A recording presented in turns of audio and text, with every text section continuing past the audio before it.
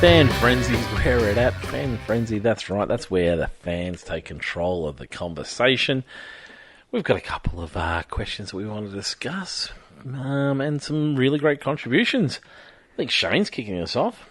I am got Simon Blackburn's given the race an 8 out of 10, which seems to be a popular ranking. Awesome Oscar led, kept me glued, plus the battles back and forth. Circuit is mega. Great crash, poor Ollie.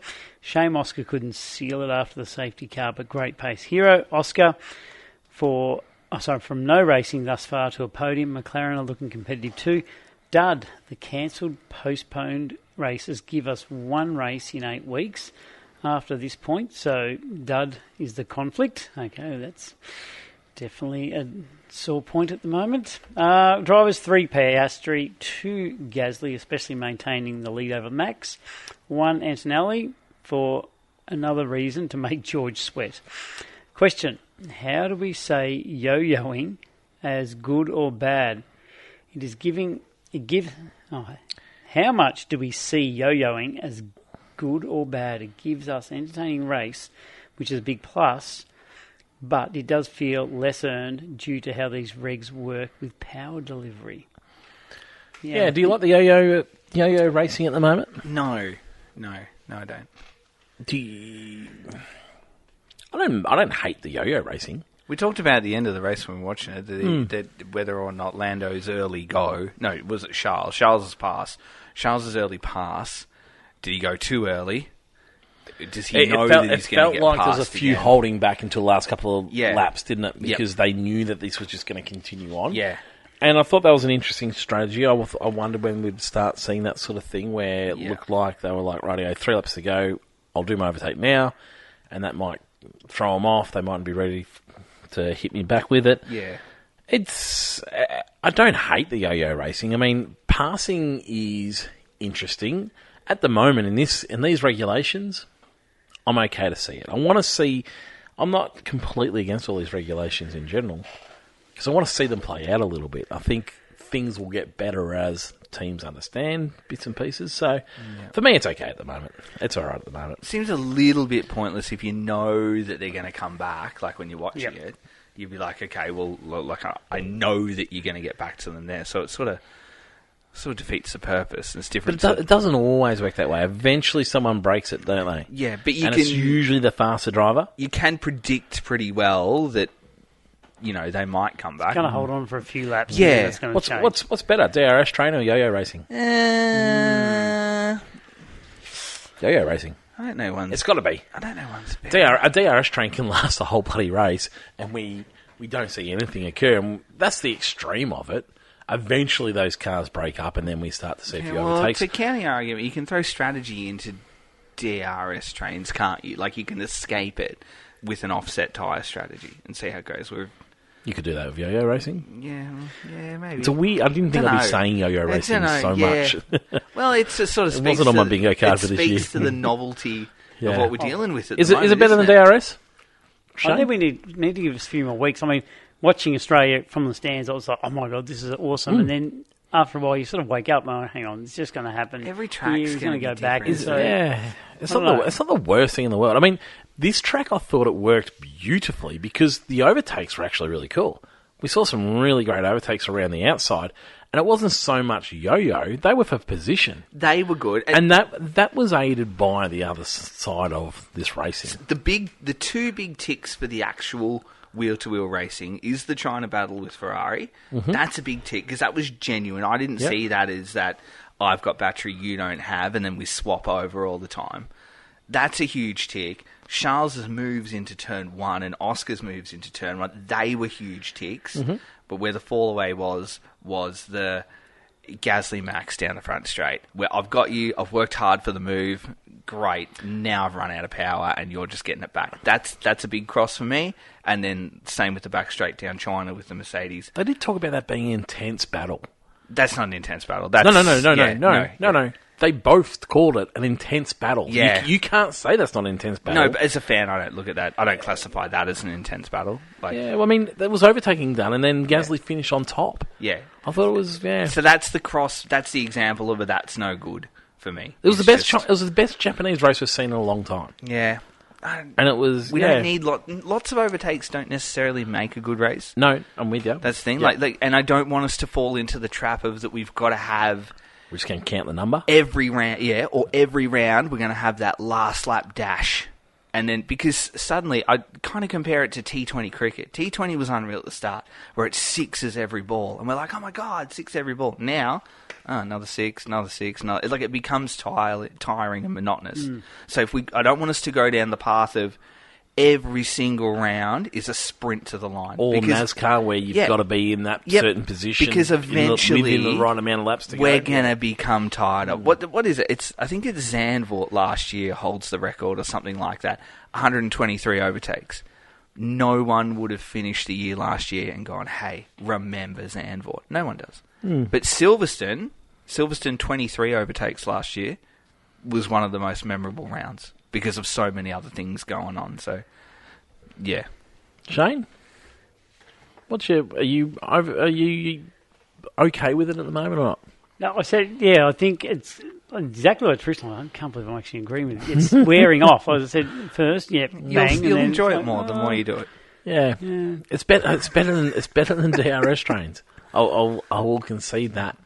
Yeah, But with we these might new- have to relearn a few things for Formula One this year. Well, with Maybe. these cars, that DRS train, I think they can follow closer. So that might have been, if it was just DRS, that might be solved this year with the way the cars. Or as you said, it might be just they're pushing the button at the right time. I don't know. It's just Well, I mean, it sort of stops the DRS train, doesn't it? Because you can get the overtake done. Whereas the DRS train, you just couldn't physically get it done. There's nothing more you could do. Adam, sorry, I'm going to go Sam. Adam's is a fairly long question, so he's going to go short. Lo and behold, I'll tell you what, if Sam is running a short question, I'll be surprised. It doesn't look short to me, Sam, but we'll see. Race ranking of 8 out of 10. Battle at Suzuka.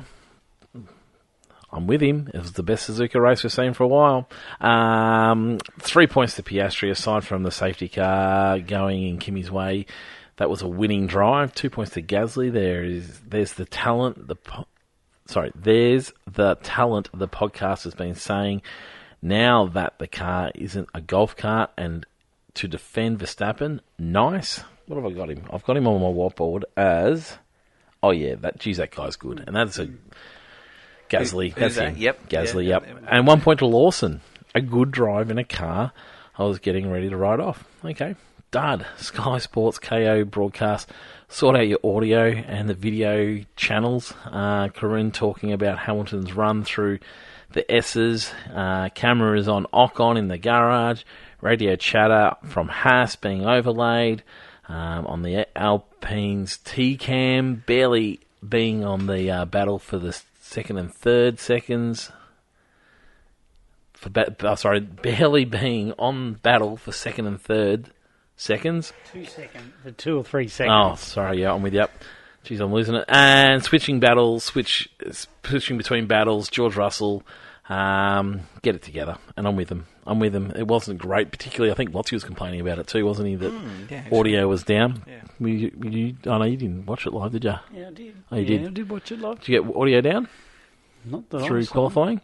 Oh, I didn't watch qualifying live.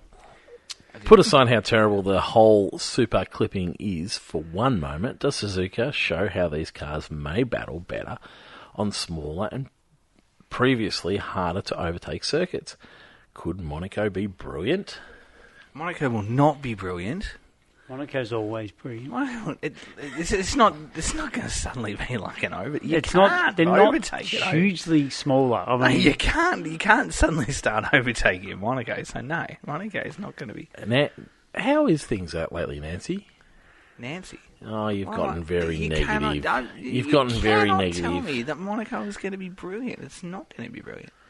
It'll be the same as what it always is. Remember, one of my early memories of really loving Formula One was when Mark Webber was in a Jaguar and he was chasing someone for a decentish position, and it was probably one of the last times I saw an overtake at Monaco for position. It was coming out of the tunnel into the chicane, and I remember him trying to get the job done, and then eventually got the job done. I remember at night time, I was like, oh, how great's this?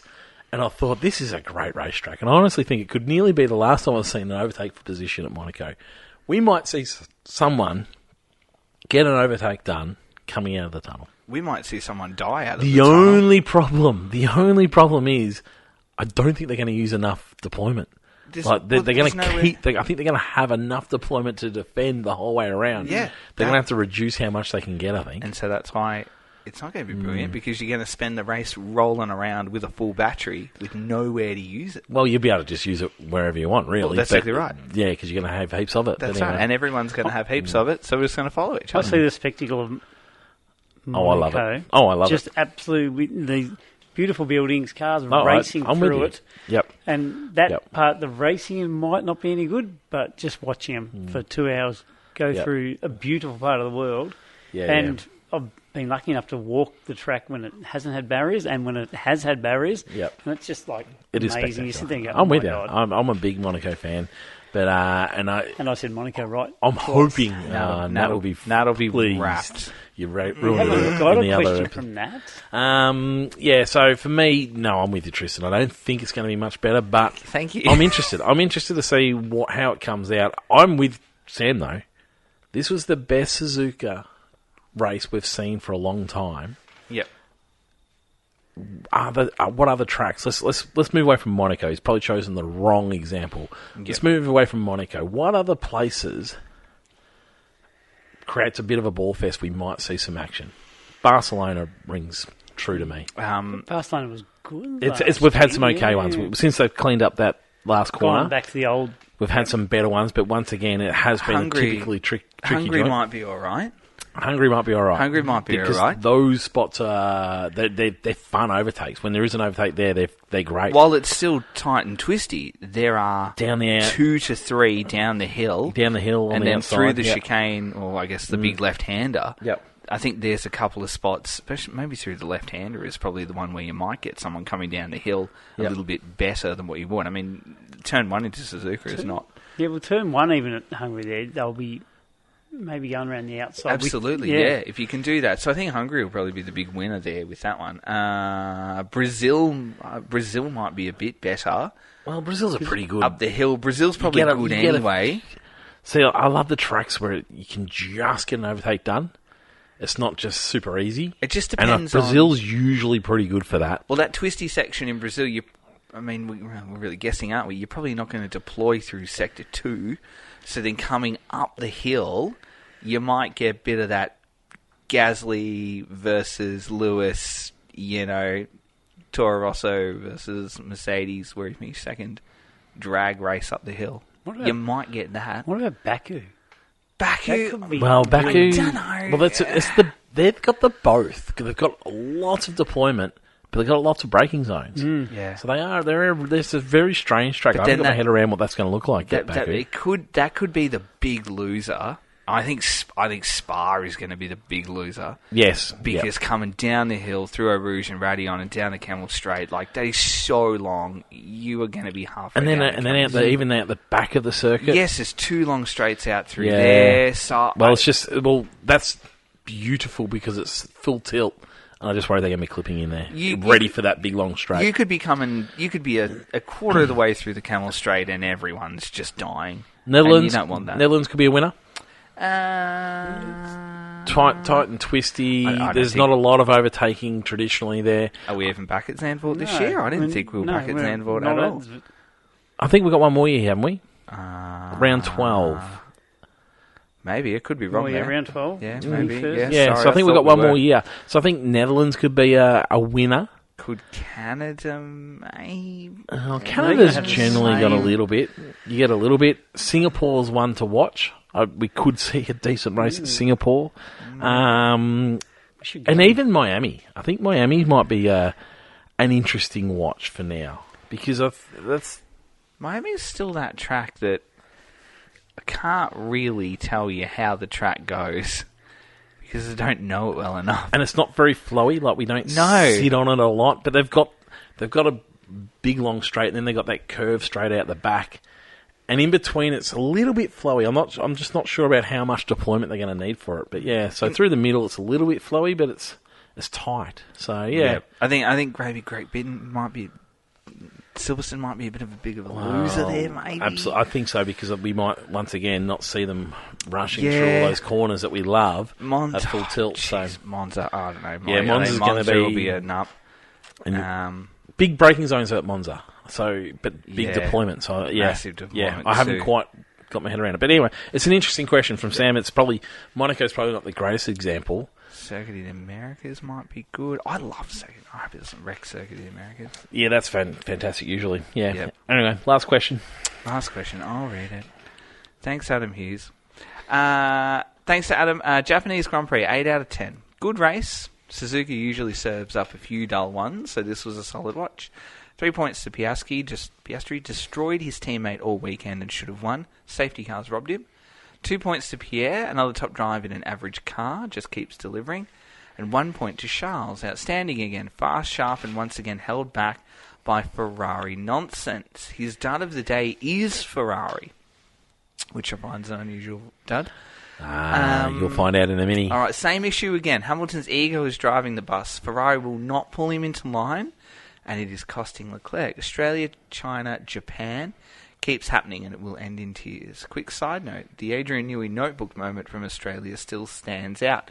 While others were still trying to understand their own cars, Newey was already over there looking at the Audis and taking notes. This is what the killers do. I don't know that you can classify Aston Martin as killers, right? I don't think he was classifying them. Okay. Adrian Newey, killing. Okay, as a killer. And okay. He's on the money there. Okay. I still fully believe Mercedes is playing games with this engine formula. Believe the factory team is on the 18-1 compression. And I believe the custom teams are on the 16-1.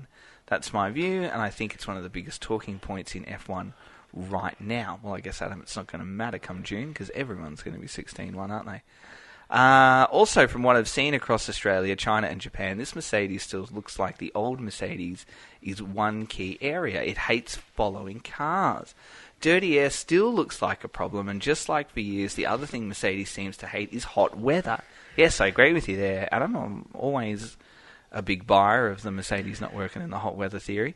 That's been a weakness of theirs for a long time, and I'm not convinced they can suddenly fix it by Miami. This is why Ferrari should be encouraged. If Ferrari can just find a bit more pace, I think Mercedes has real problems. The Behrman crash was overblown. It was an F1 accident, not some once-in-a-generational monster hit. The British press made it a bigger story than it needed to be. Time to move on. The bigger issue was Franco Colapinto. On the replay, it did not even look like he was properly regaining. He's a muppet, he's dangerous, and he should not be there. And one more thing. I think the championship effectively restarts in Miami with roughly 5 weeks off. Teams can get a proper chance to go away, study these cars, and reset. I would not be surprised at all if the pecking order changes by Miami. Lot to unpack there. Lot to unpack there. Any questions?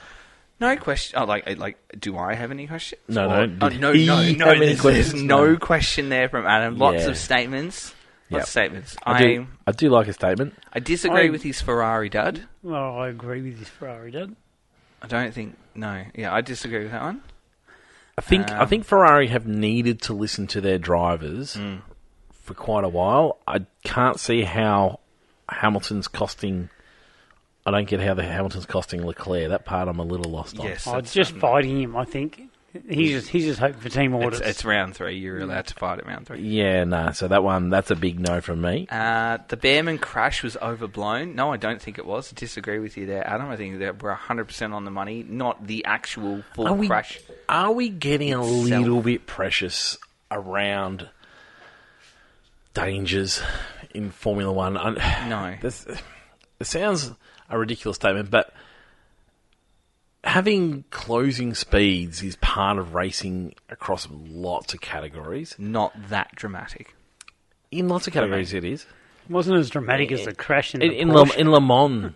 They have this closing speed, and And that is a huge thing. I mean, it's probably the unpredictability, not knowing which car. With Le Mans, they know that this car is going to be going slower. You're so right. It's the randomness of when it's happening. Yeah. So, that's incredibly dangerous. But, for me, there is an element of what he's saying I get. Like, if we now know that this is a possibility, then it's something that needs to be considered. However, then we need to start changing the way we drive. Where, for example, in Le Mans, those cars don't drift across the track like you can in Formula 1 for a very long time. Yep. In that situation, Franco needs to make sure he's driving a straight line. A little bit like when we talk to our kids about racing in the trikes. Yep. Faster trikes are coming up behind you. You keep a straight line and they'll move around you. Yep. Yeah. And then his last one, I guess that the championship effectively restarts in Miami. I don't think it restarts. I probably disagree with you there as well. Sorry. There's a few people who Adam. have been on about this, that Miami's going to be a big... Well, I mean, there's upgrades coming. Change. Yeah. I'm not against that one either. I don't think it's a full restart. I think we'll still see Mercedes looking pretty good. Might be more of a refresher, but I don't think we're going to restart. That's like the Bombers saying, we're not restarting, we're just rebooting. We've done that for 22 years.